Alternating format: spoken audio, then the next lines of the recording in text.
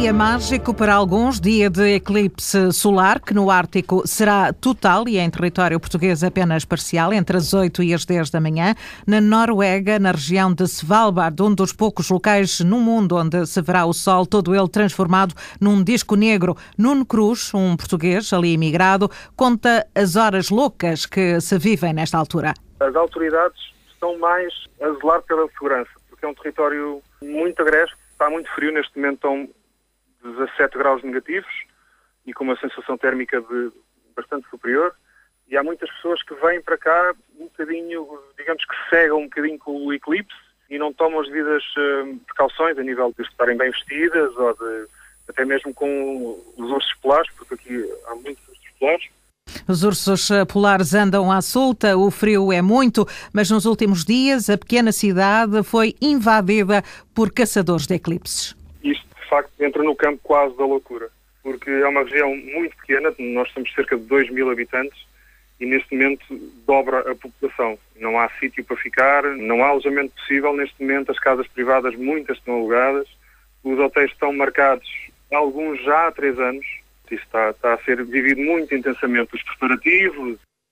Nuno Cruz, um português na cidade de Svalbard, já no Ártico, onde o eclipse será total. Os astrónomos aproveitam este fenómeno para aprofundarem os estudos. Miguel Gonçalves, que lidera em Portugal a Sociedade Planetária, uma ONG com sede nos Estados Unidos, que se dedica à investigação na área da astronomia, diz que este eclipse é mais uma oportunidade para o estudo da atmosfera externa do Sol. O Sol tem uma atmosfera exterior, chamada corona solar, que reserva em si um dos maiores mistérios da astronomia solar, que é tão simples quanto isto.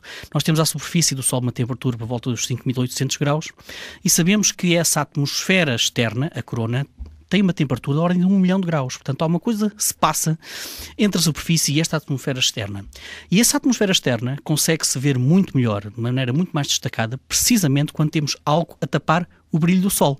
Ora, este algo é precisamente a Lua. Isso acontece na altura do eclipse do Sol. E, portanto, os astrónomos utilizam os eclipses do Sol para estudar melhor esta atmosfera externa do Sol, para tentar perceber este mistério.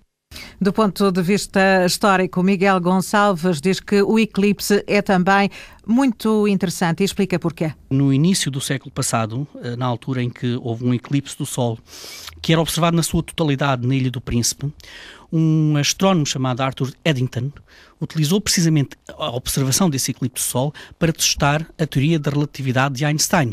E, portanto, nós temos documentos desse Sr. Arthur Eddington a pedir autorização ao governo português para poder deslocar-se até à Ilha do Príncipe para fazer essa observação do Sol. Portanto, há aqui um ponto de contacto interessante com o nosso país. Miguel Gonçalves, da Sociedade Planetária. Em Portugal, a zona norte será a mais favorável para a observação do eclipse solar. A meteorologista Madalena Rodrigues admite que haverá boas abertas. O céu apresentar-se-á em geral pouco nublado durante a manhã, aumentando só a nubosidade a partir da tarde, o que vai, portanto, ser melhor para a observação na região norte.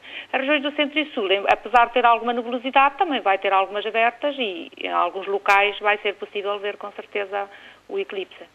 Com toda a proteção, óculos próprios e filtros solares, o astrofotógrafo Miguel Claro deixa alguns conselhos. É giro fazermos uma primeira fotografia em que o Sol ainda não nasceu, portanto, e que estamos a apanhar a envolvência da paisagem e sem mexer a câmera, sem alterar rigorosamente nada, começar a fazer alguns disparos em sequência, portanto, para captar esse avanço do disco ao longo do céu. E para isso nós teremos que usar, por exemplo, uma lente grande angular, um ângulo maior, e apanhar desde que ele nasce até que atinge o ponto máximo e, portanto, volta depois a decrescer. Esse avanço todo é giro registar. Depois que se pode perfeitamente conciliar captando numa paisagem, seja ela natural, seja ela urbana. Portanto, desde que tenhamos um horizonte limpo, livre, que não tenhamos obstáculos à frente e que naturalmente que possam tapar a visão, é sempre uma coisa que é interessante fazer nesse aspecto. O astrofotógrafo Miguel Claro não se cansa também de alertar para os perigos de uma observação do eclipse sem as necessárias precauções. no eclipse de 1998, eu usei um modo de fotografia que não é muito seguro, mas só mesmo para quem tem muita experiência.